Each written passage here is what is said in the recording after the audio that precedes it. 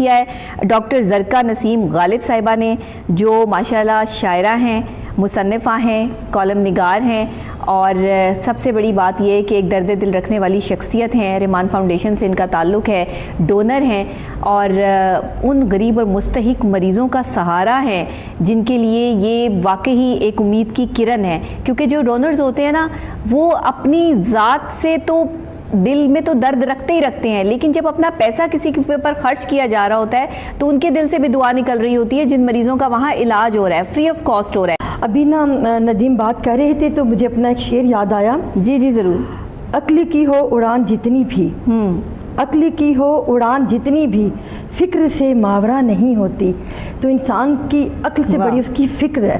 جب انسان فکر میں لگ جاتا ہے پھر کامیابیاں ملتی ہیں. اچھا یہ بتائیے گا کہ یہ جو شاعر لوگ ہوتے ہیں، یہ آمد ہوتی ہے نا، یہ شعر کے دونوں مصرے بن جاتے ہیں اکٹھے ایک دم؟ آپ نبیہ یقین کریں کہ مجھے خود آج تک اس بات کا نہیں ہوا کہ میں 9 برس کی عمر سے لکھ رہی ہوں اور مجھے بالکل نہیں سمجھ آتی کہ بحر کیا ہے، لیکن کبھی شاعری نہیں آئی.